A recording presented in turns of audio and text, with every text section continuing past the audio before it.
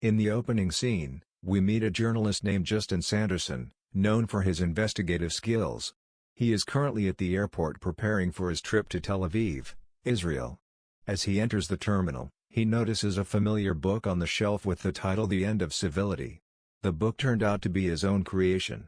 Intrigued, Justin heads to the bookshelf, where he meets a fellow traveler named Joe Beaumont.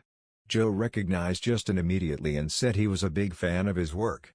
Then he gets excited and asks for an autograph. As a sign of gratitude for his fans' support, Justin personally purchases a copy of his book and autographs it for Joe. Later, while waiting at the airport terminal, Justin is on the phone with his wife. She seems to be sad about his departure, and she claims that she will be lonely. However, Justin explains that he saw something so unusual that he went on this journey to gather more information about it. As the two continue their conversation, a series of strange coincidences catch his attention. Today's date is October 15th and his flight number is 1015. Additionally, due to an unexpected delay in the departure time, the aircraft will now take off at 10:15 a.m. instead of 9:30 a.m. After a while, the passengers, including Justin, board the waiting plane. When I got into the car, I noticed that the family was having trouble arranging their seats. They find it difficult to adapt to children. Surprisingly, Justin offers his family his seat and generously accommodates their needs. He then returns to his room in the main cabin, where he is reunited with Joe. When Justin settles into his new seat, he discovers a strange MP3 player hidden behind the seat in front of him. Intrigued by this, he plugs in his headphones and starts playing a podcast called Enigmatique, which includes an episode titled The Tragic Mystery of Flight 1015.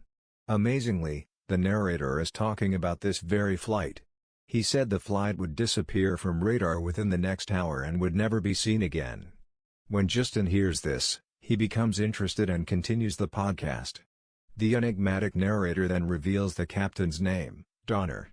This worries Justin, so he invites his passenger to listen to a podcast, hoping he's wrong. However, the man rudely refused and moved to another seat instead. Because of this, Justin is unable to shake off his growing discomfort and feels he has to keep listening to the podcast. In the next chapter, the narrator predicts that the bird will hit the plane at exactly 10:21 a.m. To Justin's surprise and horror, the bird actually attacks the plane at the scheduled time, further increasing Justin's panic.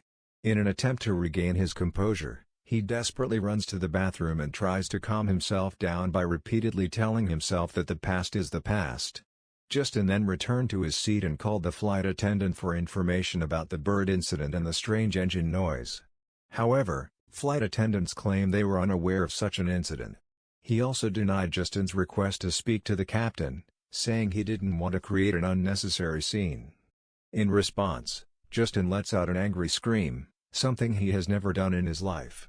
However, he soon realized his mistake, apologized to the flight attendant and promised to keep his mouth shut. With this calm feeling, Justin continues his podcast. The narrator ominously announces that the plane will disappear at exactly 11:15 a.m., with the pilot's last words, "Good night, New York." Hearing this makes the poor guy even more excited and restless. So Justin finally starts looking for clues. He soon realized that passengers on this flight could see the pilot in the cockpit through a series of cameras. The podcast goes on to explain that devices interfering with the plane's communication systems could be the cause of the chaotic situation. Filled with suspicion, Justin zeroes in on two foreign men who were busy with their devices. He then approached them and rudely told them to hang up. However, the two claimed that their phones were in airplane mode. This infuriated Justin and they argued until a flight attendant intervened and told him to return to his assigned seat. Justin then dug deeper into the podcast and learned about a gentleman named Igor Orlov who was also on the same flight to Tel Aviv. It turns out he is scheduled to testify against the Russian mafia. This leads Justin to suspect that the mafia was involved in sabotaging the flight. But he also believes there is likely a secret U.S. air marshal on board who has important knowledge of aircraft safety. With this new information in mind, Justin goes to the flight attendant again and asks to speak to the air marshal.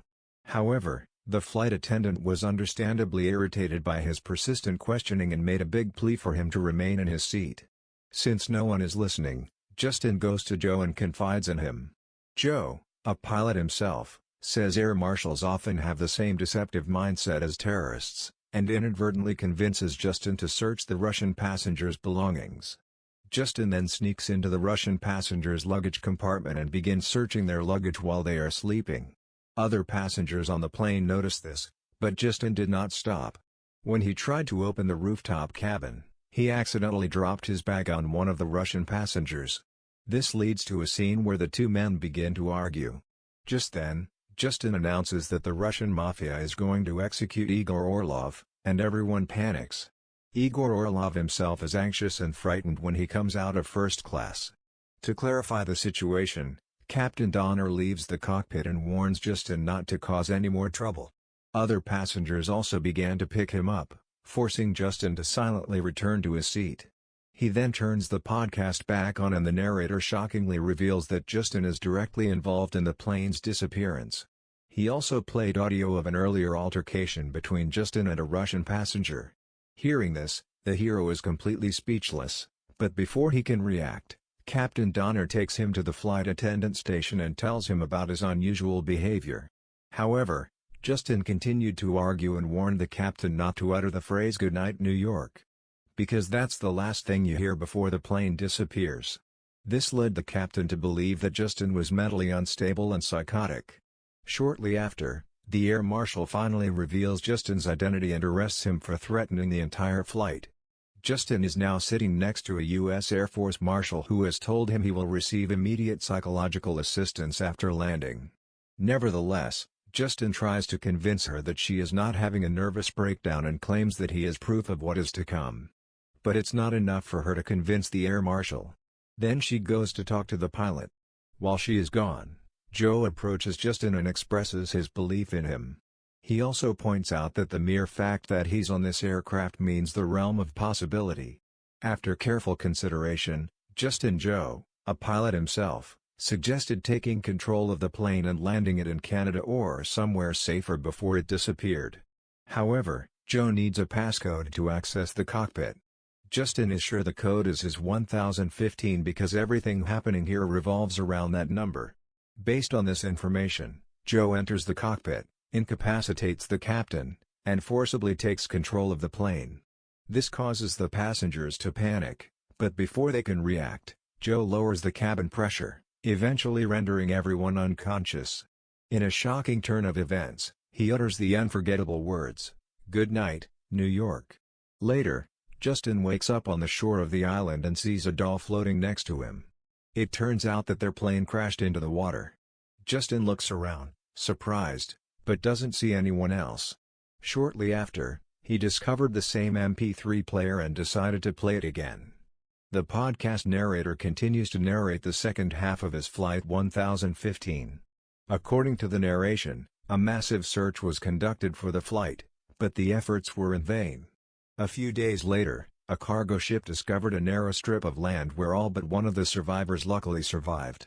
The narrator states that Justin Sanderson was nowhere to be found on the deserted island, so he was reported missing.